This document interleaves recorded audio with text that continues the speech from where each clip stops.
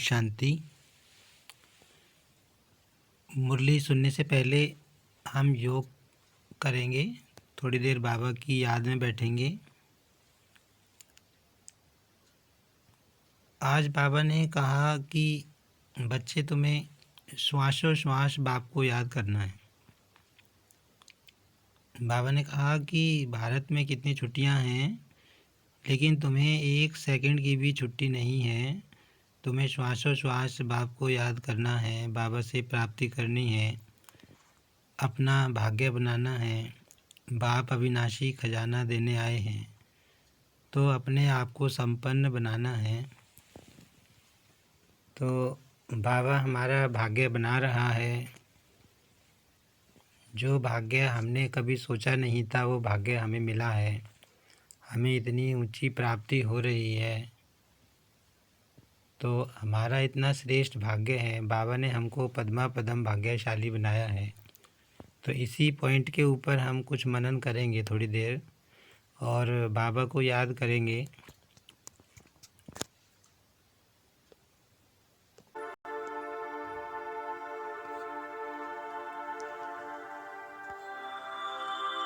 मैं आत्मा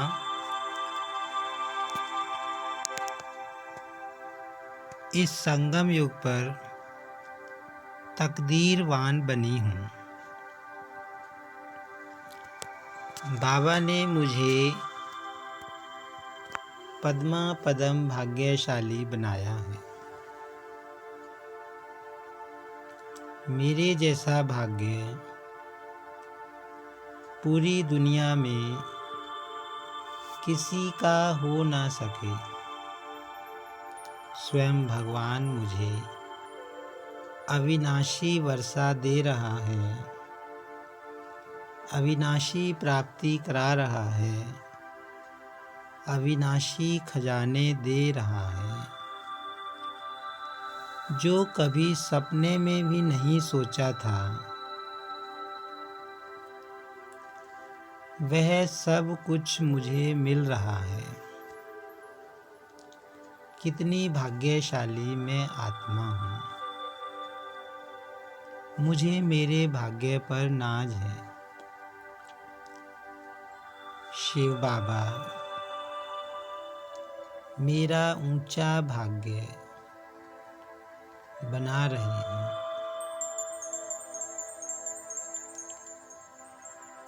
इस संगम युग पर मैं बाबा के सामने बैठी हूँ।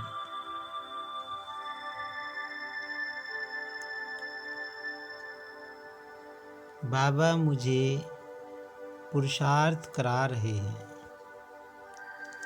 बाबा कहते, बच्चे तुम्हें फुल पास होना है। तुम्हें मेहनत करनी है संपूर्ण निर्विकारी बनने की, संपूर्ण पावन बनने की। तुम्हें पास विद ऑनर होना है। बाबा कहते हैं, बच्चे देह के सब धर्मों को भूल तुम्हें सिर्फ मुझे याद करना है, क्योंकि तुम्हें वर्षा मुझसे मिलना है और कोई को तुम्हें याद नहीं करना है। देखो भारत में कितनी छुट्टी होती हैं, लेकिन तुम्हें एक सेकंड की भी छुट्टी नहीं है। बाबा कहते हैं, बच्चे तुम्हें श्वासों श्वास मुझे याद करना है। हर घड़ी मुझे याद करना है।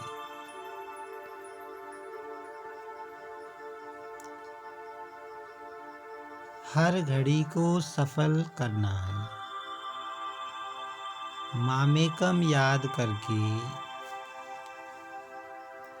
भविष्य नई दुनिया में ऊंच पद पाना है। प्यारे शिव बाबा आप जो वर्षा हमको दे रहे हो वह हमें कोई दे ना सके। आप जैसा हमको कोई मिल ना सके। आप हमें कितना माला माल कर रहे हो, कितना धनवान बना रहे हो, कितना बेहद का वर्षा दे रहे हो। आपकी याद में जो सुख हमें मिलता है उसे हम शब्दों में बयां कर नहीं सकते।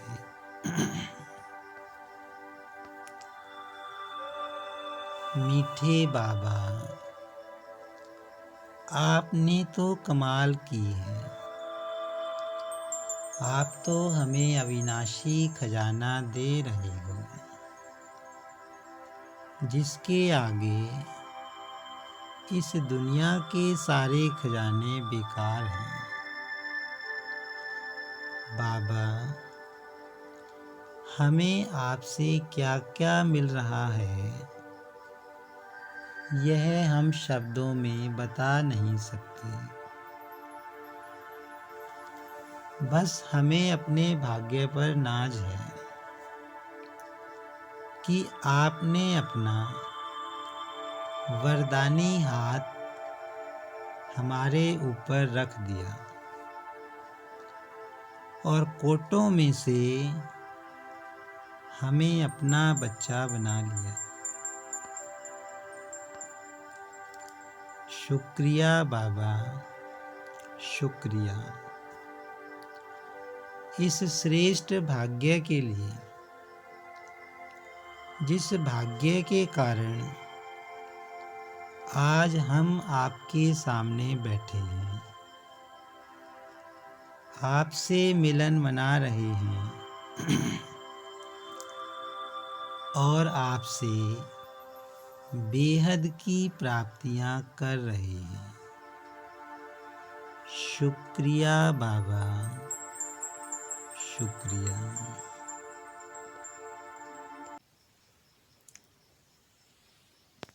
ओम शांति। अब सुनते हैं बाबा की मुरली 4 फरवरी 2023।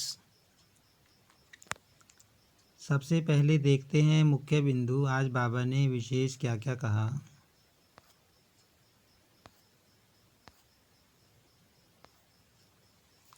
आज बाबा ने कहा कि बच्चे, तुमको राजाओं का राजा बनाते हैं, लेकिन राजाओं का राजा तुम कब बनोगे? जब सबको भूलकर मुझे याद करोगे, सबसे नाते तोड़कर मेरे साथ संबंध जोड़ोगे, मुझे याद करोगे। बाबा कहते तब तुम राजाओं का राजा बनोगे। बाबा ने कहा तुम बच्चों को अभी सच्चा सच्चा ज्ञान मिल रहा है। इसके आगे जो शास्त्रों का ज्ञान है उसको ज्ञान नहीं कहेंगे, वह तो भक्ति है और ज्ञान से होती है सद्गति।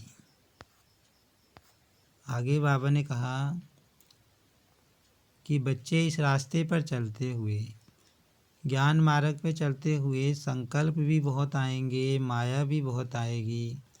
माया अनेक रूपों से परीक्षा लेगी, लेकिन बाबा कहते हैं बच्चे डरना नहीं है। बहुत नुकसान होंगे, धंधा नहीं चलेगा, टांग टूट जाएगी, बीमार हो पड़ेंगे। बाबा ने कहा कुछ भी हो जाए लेकिन बाबा का हाथ नहीं छोड़ना है, क्योंकि बाबा ने समझाया है कि अगर हमारे जीवन में कुछ भी होता है तो ये सब हमारे ही कर्मों का भोग है। लेकिन जब बाबा की याद से, बाबा से योग लगा के हम इतने शक्तिशाली बन जाएंगे, ये चीज़ें आएंगी तो हमें महसूस भी नहीं होंगी। तो बाबा कहते हैं भले कुछ भी आए, कैसी भी समस्याएं आए, कुछ भी हो जाए, लेकिन बाबा का हाथ नहीं छोड़ना है। बाबा ने कहा कि बच्चे तुम्हें 1 सेकंड की भी छुट्टी नहीं है। भारत में कितनी छुट्टियां होती हैं, लेकिन बाबा कहते तुम्हें 1 सेकंड की भी छुट्टी नहीं है, क्योंकि तुम्हें श्वासों श्वास शिव बाबा को याद करना है। श्वासों श्वास बाबा से प्राप्ति करनी है, बेहद का वर्षा लेना है। और बाबा ने कहा तुम्हें अपना समय वेस्ट नहीं करना है।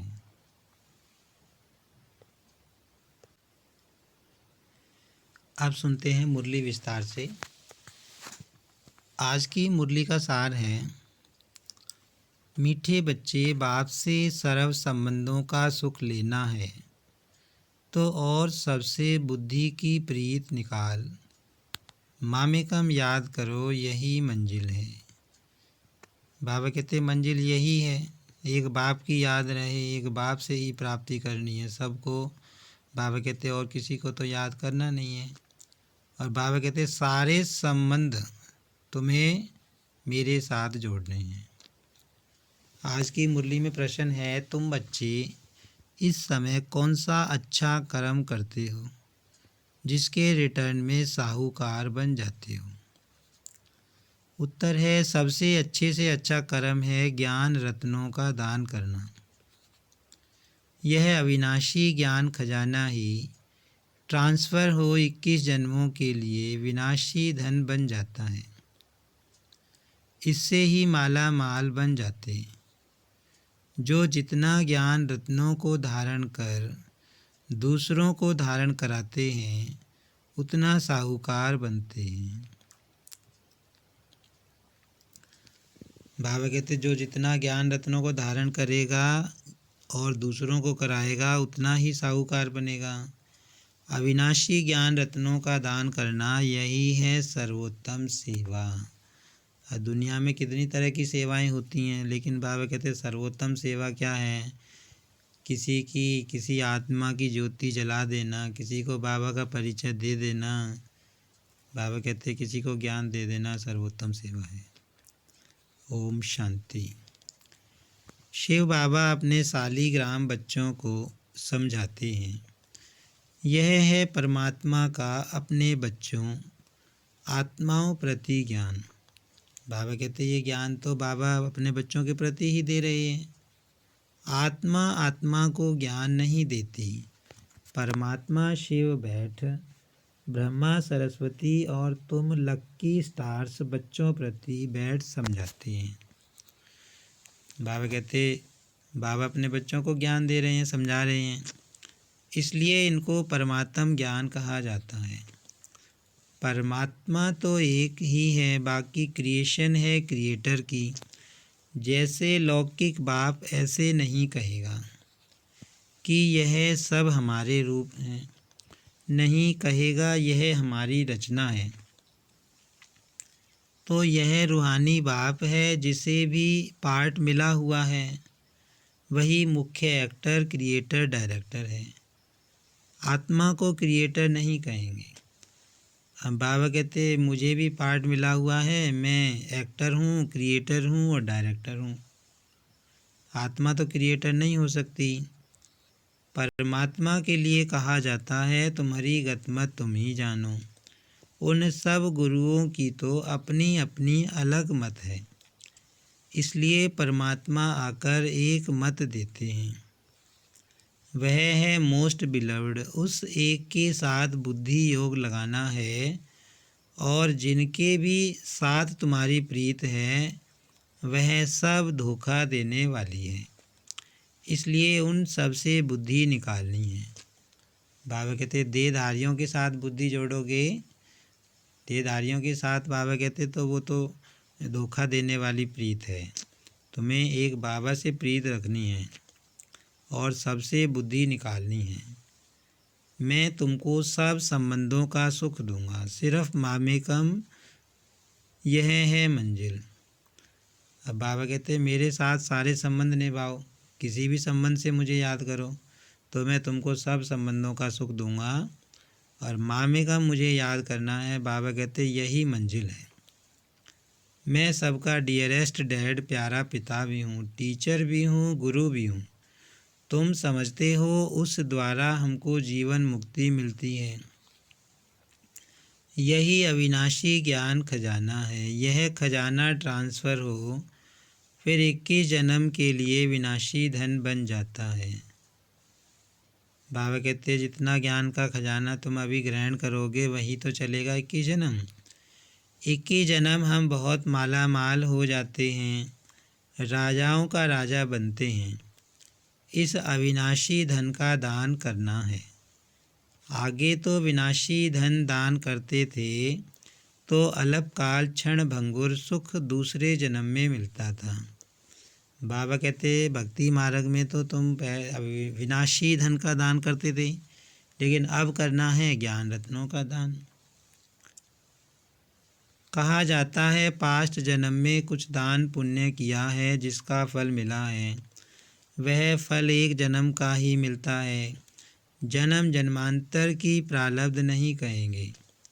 हम जो अब करेंगे उसकी प्रारब्ध हमको जन्म जन्मांतर मिलेगी।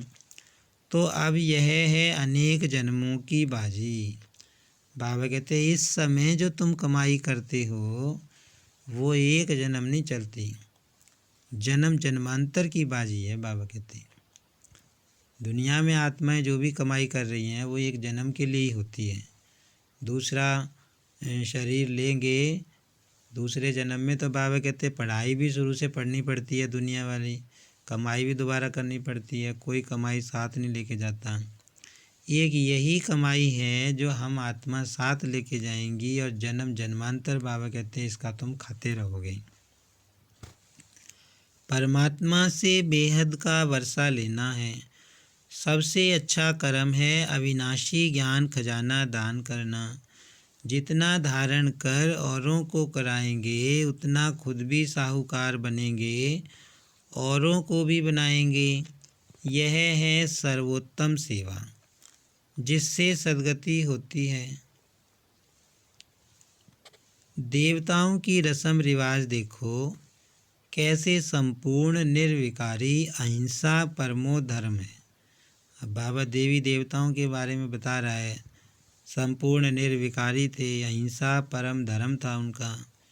प्योरिफिकेशन संपूर्ण पवित्रता सतयुग त्रेता में ही रहती है। देवताएं ही बहिष्ठ में रहने वाले हैं, उन्हों को ही ऊंच गाते हैं। जो सूर्यवंशी सतयुग में बनते हैं वही संपूर्ण हैं, फिर थोड़ी खाद पड़ती है। अब तुम समझते हो देवताएं किस बहिष्ठ के निवासी हैं। वैकुंठ है वंडरफुल दुनिया, वहाँ दूसरे धर्म वाले जा नहीं सकेंगे। अब बाबा कहते हैं वंडरफुल जो दुनिया आने वाली है उसमें तो बस तुम ही बच्चे जाओगी और तो धर्म वाली नहीं आत्माएं आएंगी। यह सब धर्मों को रचने वाला ऊंचे ते ऊंचा भगवत है। यह देवता धर्म कोई ब्रह्मा नहीं स्थापन करते हैं। यह तो कहते हैं मैं इम्प्योर था, मेरे में ज्ञान कहाँ से आया, और सब प्योर सोर्स ऊपर से आती हैं अपना धर्म स्थापन करने। यहाँ तो परमात्मा धर्म स्थापन करते हैं, जब इसमें आते हैं तब इनका नाम ब्रह्मा रखते हैं। कहा जाता है ब्रह्मा देवताय नमः विष्णु देवताय नमः। अब प्रश्न उठता है कि इन देवताओं से मनुष्य सृष्टि रची गई क्या? नहीं, परमात्मा कहते हैं मैं जिस साधारण तन में आता हूँ उसका नाम ब्रह्मा पड़ता है। अब बाबा कहते देवताओं के द्वारा थोड़ी ना नई सृष्टि की रचना हुई।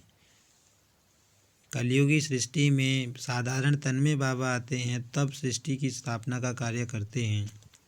वह सूक्ष्म ब्रह्मा है तो दो ब्रह्मा हो गए।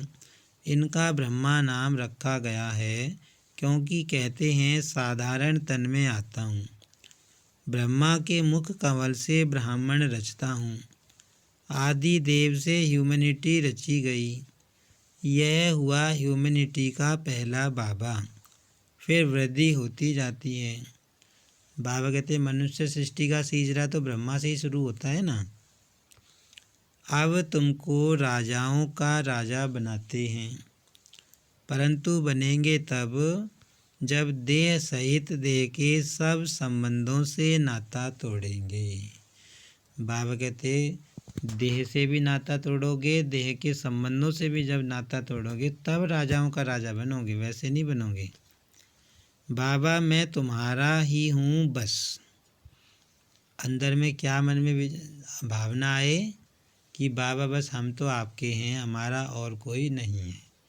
ये कहने की बात नहीं है, किसी को मन में सोचने की बात है। तो बाबा कहते अंदर ऐसा रहना चाहिए कि बस मैं बाबा का हूँ। यह तो निश्चय है हम सो प्रिंस बनते हैं, चतुर्भुज का साक्षात्कार होता है ना। वह है ही युगल, चित्रों में ब्रह्मा को 10-20 भुजाएं दिखाते हैं। काली को कितनी भुजाएं दी हैं, इतनी बाहों वाली चीज़ तो होती नहीं। यह सब अस्त्र शस्त्र हैं, अपना है ही प्रवृत्ति मार्ग। बाकी ब्रह्मा की जो इतनी भुजाएं दिखाते हैं, समझते हैं यह जो ब्रह्मा के बच्चे हैं, वह जैसे इनकी बाहें हैं। अब बाबा समझा रहे हैं जितने भी बाबा के बच्चे हैं सब ब्रह्मा की बाहें हैं, भुजाएं हैं। बाकी यह काली आदि कुछ नहीं है। जैसे कृष्ण को काला कर दिया है, वैसे काली का भी चित्र काला कर दिया है। यह जगदम्बा भी ब्राह्मणी है। हम अपने को भगवान अथवा अवतार नहीं कहते हैं। बाबा कहते हैं सिर्फ मामेकम याद करो। वास्तव में सब शिव कुमार हैं शालिग्राम।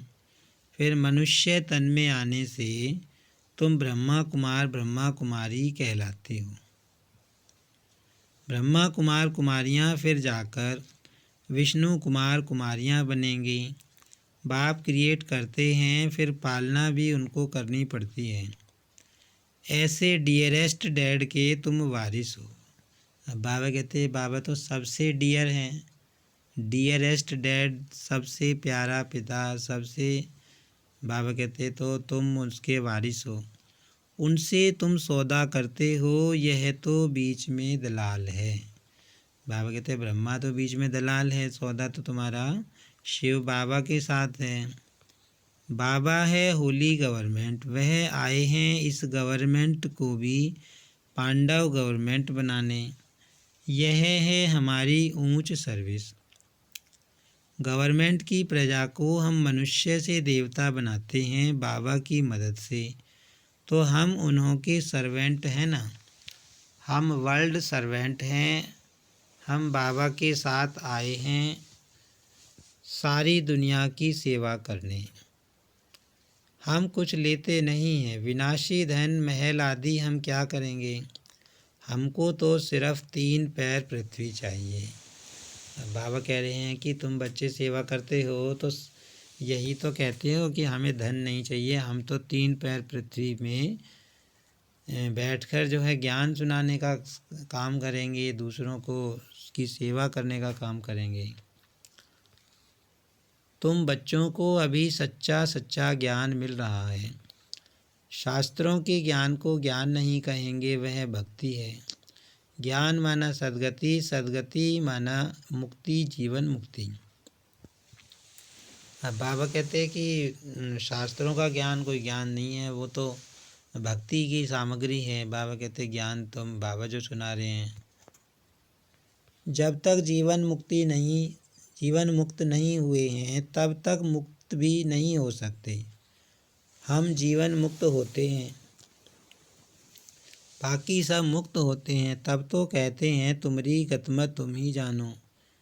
फिर इसमें भी सर्वव्यापी परमात्मा है, यह बात नहीं रहती। यह तो कहते हैं कल्प कल्प मैं अपनी मत से सबकी सद्गति करता हूँ।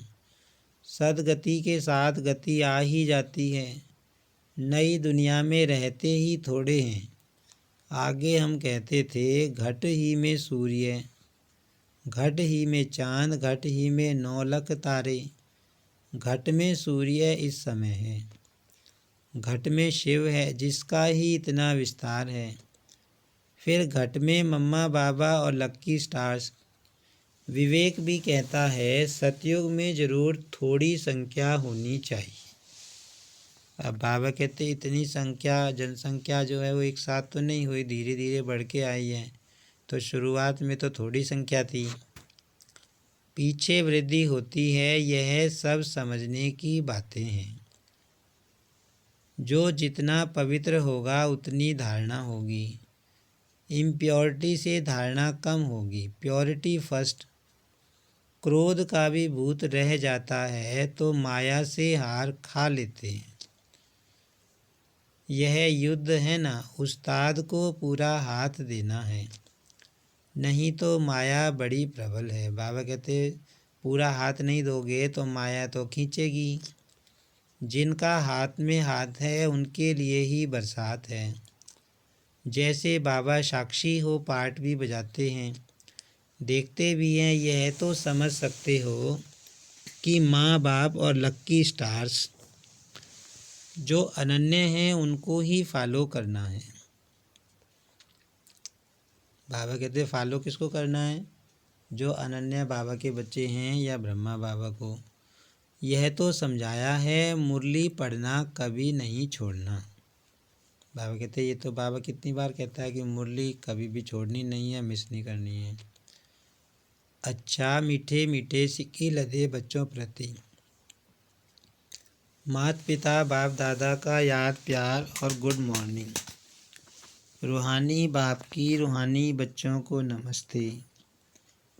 हम रूहानी बच्चों की रूहानी बाप दादा को याद प्यार और नमस्ते। फिर रात्रि क्लास है 23 दिसंबर 1958। देखो आलमाइटी बाबा के यह सब कितने रूहानी कारखाने हैं। बाबा सेंटर्स को कारखाने कह रहा है, रूहानी कारखाने बाबा के, जहाँ से हर एक को रूहानी रतन मिलते हैं। बाबा है सब कारखानों का सेठ। अब बाबा कहते सेंटर तो सब कारखाने हैं और सब कारखानों का सेठ कौन है? शिव बाबा। मैनेजर्स लोग संभाल रहे हैं, दुकानें चल रही हैं। बाबा कहते दुकानें चल रही हैं, सब दुकान कहो हॉस्टल कहो, यह तुम ब्राह्मणों की फैमिली भी है। तुम्हें अपना जीवन बनाना है एजुकेशन से। अब बाबा जो एजुकेशन देते हैं, दुनिया वाली एक एजुकेशन है, एक बाबा एजुकेशन देता है। तो बाबा वाली एजुकेशन तो सबसे ऊंची है। तो बाबा कहते हैं इस एजुकेशन से तुम्हें अपना जीवन बनाना है। इसमें रूहानी और जिस्मानी दोनों इकट्ठा हैं, दोनों बेहद के हैं और वह हैं रूहानी जिस्मानी दोनों हद के। गुरु लोग जो भी शास्त्रों आदि की रूहानी शिक्षा देते हैं वह सब है हद की। हम किसी मनुष्य को गुरु नहीं मानते। हमारा है एक सतगुरु जो एक ही रथ में आते हैं। घड़ी घड़ी उनको याद करेंगे तभी विकर्म विनाश होंगे। अब बाबा कहते घड़ी घड़ी जब तुम्हें मुझे याद करोगे, श्वासों श्वास, तभी तुम्हारे पाप कटेंगे। तुमको धन उस ग्रैंड फादर से मिलता है, इसलिए उनको याद करना है। कोई भी कर्म ऐसा नहीं करना है जो विकर्म बन जाए। सतयुग में कर्म अकर्म होते हैं, यहाँ कर्म विकर्म होते हैं।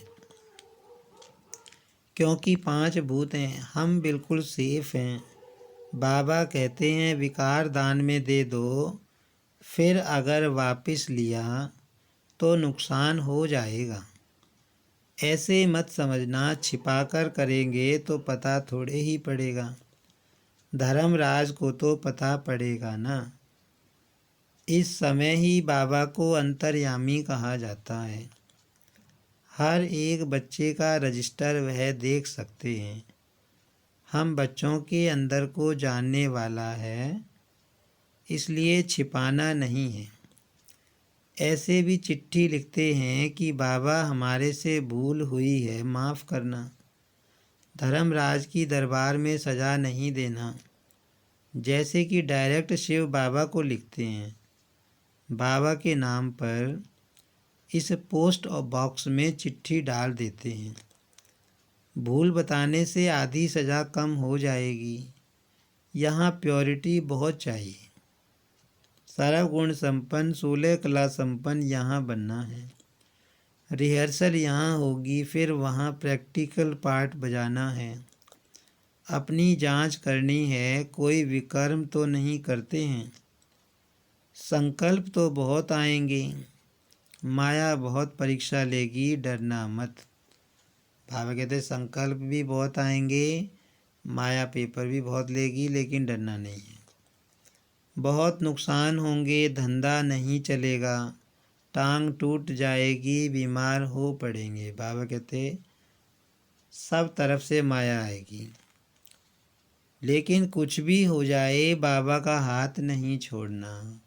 बाबा कहते ऐसे नहीं सोचना कि बाबा के बने तो और ही ज़्यादा समस्याएं आ रही हैं। बाबा मुरली में कहता है ना कि जैसे दवाई होती है तो वैद्य कहता है कि पहले बीमारी सारी निकलेगी, है ना, फिर तुम ठीक होने लगोगे।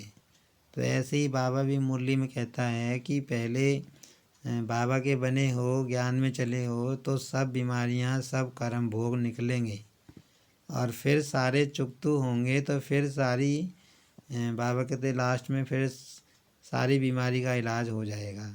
लेकिन एक बार तो बीमारी निकलेगी। कुछ भी हो जाए बाबा का हाथ नहीं छोड़ना।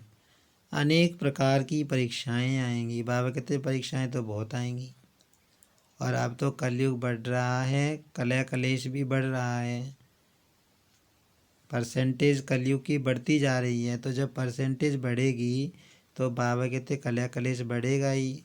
और कलह कलेश बढ़ने का मतलब क्या है? समस्याएं बढ़ेंगी, परेशानियां बढ़ेंगी। बाबा कहते सब आत्माओं के हिसाब किताब चुकतू होने हैं। तो बाबा कहते पहले पहले बाबा के सामने आती हैं, इसलिए बाबा बताते हैं खबरदार रहना, पहलवान बनना है। अब बाबा कह रहे कमज़ोर नहीं बनना, पहलवान बनना है। माया जीत बनना है, माया को जीतने वाला बनना है, पहलवान बनना है। देखो भारत में जितनी सबको छुट्टियां मिलती हैं, इतनी और कहाँ नहीं मिलती, परंतु यहाँ हमको एक सेकंड भी छुट्टी नहीं मिलती, क्योंकि बाबा कहते हैं श्वासों श्वास याद में रहो। अब बाबा कहते हैं कि तुम्हें कोई छुट्टी नहीं है। ब्रह्मा बाबा समझा रहे हैं कि शिव बाबा कहते हैं कि हमें कोई छुट्टी नहीं है, एक सेकंड की भी छुट्टी नहीं है, क्योंकि श्वासों श्वास बाबा को याद करना है। एक एक श्वास अमूलक है, तो वेस्ट कैसे कर सकते? जो वेस्ट करते हैं वह पद भ्रष्ट करते हैं। इस जन्म का एक एक श्वास मोस्ट वैल्यूएबल है। बाबा कहते चारों युगों में संगम युग पर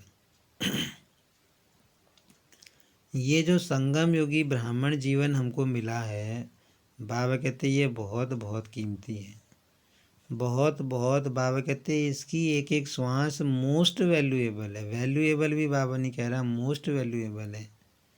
रात दिन बाबा की सेवा में रहना चाहिए। तुम ऑल माइटी बाबा के ऊपर आशिक हो या उनके रथ पर। अब बाबा कहते तुम ब्रह्मा के तरफ तो लगाव नहीं होना चाहिए तुम्हारा, तुम तो आशिक शिव बाबा पर हो या दोनों पर हो, ज़रूर दोनों का आशिक होना पड़े। फिर बाबा कह रहे हैं कि ब्रह्मा बाबा का भी पार्ट है, तो उनका भी रिगार्ड होना चाहिए। बुद्धि में यह रहेगा कि वह इस रथ में हैं, उनके कारण तुम इस पर आशिक हुए हो। शिव के मंदिर में भी बैल रखा हुआ है, वह भी पूजा जाता है। कितनी गुह्य बातें हैं जो रोज़ नहीं सुनते, तो कोई कोई पॉइंट्स मिस कर देते हैं। रोज़ सुनने वाले कभी पॉइंट्स में फेल नहीं होंगे। अब बाबा की मुरली जो रोज़ सुनते हैं तो उनकी बुद्धि में ज्ञान की पॉइंट, योग की पॉइंट, धारणा की पॉइंट इतनी भर जाती हैं। तो बाबा कहते फिर धारणा होती है, तो पॉइंट अपने आप जो है इमर्ज होती हैं। मैनर्स भी अच्छे रहेंगे, बाबा की याद में बहुत फ़ायदा है। फिर है बाबा की नॉलेज को याद करना, योग में भी प्रॉफिट, ज्ञान में भी प्रॉफिट। बाबा को याद करना इसमें है मोस्ट प्रॉफिट, क्योंकि विकर्म विनाश होते हैं और पद भी ऊंच मिलता है। बाबा कहते हैं कि योग में तो मोस्ट प्रॉफिट है, बाबा को याद करने में तो मोस्ट प्रॉफिट है, मतलब सबसे ज़्यादा प्रॉफिट है, क्योंकि ज्ञान सुनने से आत्मा को बल नहीं मिलता। ज्ञान सुनने से आत्मा को बल नहीं मिलता। जब आत्मा शिव बाबा को याद करती है, बाबा से कनेक्ट होती है, चार्जिंग होती है, बाबा को याद करती है, तब आत्मा के पाप कटते हैं, विकर्म विनाश होते हैं, फिर आत्मा हल्की होती है, सारे बोझ चुकतू होते जाते हैं। तो बाबा कहते हैं मोस्ट प्रॉफिट तो याद में है। और फिर बाबा कहते पद भी ऊंचा मिलता है। अच्छा मीठे मीठे सिक्की लदे बच्चों प्रति, माता पिता बाप दादा का याद प्यार और गुड नाइट। रूहानी बाप की रूहानी बच्चों को नमस्ते। हम रूहानी बच्चों की रूहानी बाप दादा को नमस्ते। धारणा के लिए सार है, श्वासों श्वास बाप को याद करना है, एक भी श्वास व्यर्थ नहीं गंवाना है। कोई भी कर्म ऐसा नहीं करना है जो विकर्म बन जाए। उस्ताद के हाथ में हाथ दे संपूर्ण पावन बनना है। कभी क्रोध के वशीभूत होकर माया से हार नहीं खानी है, पहलवान बनना है। बाबा कहते विकारों के वशीभूत नहीं होना है। आज की मुरली का वरदान है, समर्थ स्थिति के आसन पर बैठ व्यर्थ और समर्थ का निर्णय करने वाले स्मृति स्वरूप भव। इस ज्ञान का एसेंस है स्मृति स्वरूप बनना। बाबा कहते मेन जो चीज़ है ज्ञान में क्या है, स्मृति रहना। हमें स्मृति रहना, मैं आत्मा हूँ, आत्मा भी हूँ तो कौन सी आत्मा हूँ, भाग्यशाली आत्मा हूँ, भगवान का बच्चा हूँ, विश्व कल्याणकारी आत्मा हूँ, श्रेष्ठ आत्मा हूँ, संगम युगी ब्राह्मण हूँ। कौन सी स्मृति रहती है? बाबा कहते स्वमान बुद्धि में स्मृति क्या है, तो स्मृति स्वरूप माना हमें याद रहे, बुद्धि में याद रहे कि हम हैं कौन। तो बाबा कहते इस ज्ञान का एसेंस स्मृति स्वरूप रहना ही तो है।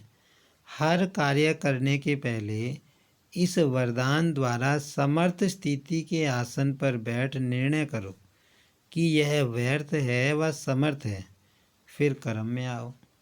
अब बाबा कहते कर्म करने से पहले अपने स्वमान में स्थित होकर चेक करो कि कर्म ये करना चाहिए नहीं करना चाहिए। कर्म करने के बाद फिर चेक करो कि कर्म का आदि मध्य और अंत तीनों समर्थ रहा। फिर बाबा कहते चलो काम कर लिया, काम करने के बाद भी चेक करो कि अवस्था कैसी रही। यह समर्थ स्थिति का आसन ही हंस आसन है। इसकी विशेषता ही निर्णय शक्ति है। निर्णय शक्ति द्वारा सदा ही मर्यादा पुरुषोत्तम स्थिति में आगे बढ़ते जाएंगे। बाबा कहते निर्णय शक्ति तो बहुत मायने रखती है। निर्णय अगर एक निर्णय गलत हो जाए तो सारा काम खराब हो जाता है। तो बाबा कहते स्वमान में रहकर, निमित्त बनकर और देही अभिमानी स्थिति में रहकर बाबा कहते कर्म करो। स्लोगन है, अनेक प्रकार के मानसिक रोगों को दूर भगाने का साधन है साइलेंस की शक्ति।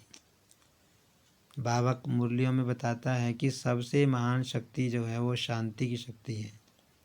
विज्ञान की शक्ति भी, साइंस की शक्ति भी साइलेंस से ही निकली है। और शांति ही समय आत्माओं में है नहीं, सबके मन अशांत हैं। लेकिन हम बाबा के भाग्यवान बच्चे हैं जो बाबा ने हमको इतना श्रेष्ठ खजाना दिया है ज्ञान का, जिसका जब हम मनन करते हैं, शुद्ध संकल्प जब हम करते हैं योग में बैठकर, तो आत्मा को शांति अनुभव होती है। वैसे तो बाबा कहते हैं कई बार मुरली में कि सच्ची शांति तो आत्मा को परम धाम में ही मिलती है, क्योंकि यहाँ तो कर्मेंद्रियाँ हैं तो आत्मा कर्म करेगी। लेकिन फिर भी अगर हमारे मन में शुद्ध और श्रेष्ठ संकल्प चल रहे हैं तो हमें शांति अनुभव होती है। दुनिया में जो आत्माएं हैं, आत्माओं के अंदर 5 विकारों के कारण जो भी संकल्प चलते हैं, अशुद्ध संकल्प चलते हैं, अशुद्ध संकल्प, नेगेटिव संकल्प तेज चलते हैं, और तेज संकल्प जब चलेंगे तो मन की शांति चली जाएगी। लेकिन बाबा ने हमको ऐसा खजाना दिया है, हम जितना उनका मनन करते हैं तो आत्मा को शांति मिलती है। इसीलिए आत्माएं, हमारा अनुभव है सब बाबा के बच्चे कि बाबा से हमको शांति का खजाना मिला है। अच्छा, ये थे बाबा के आज के मधुर महावाक्य। ओम शांति।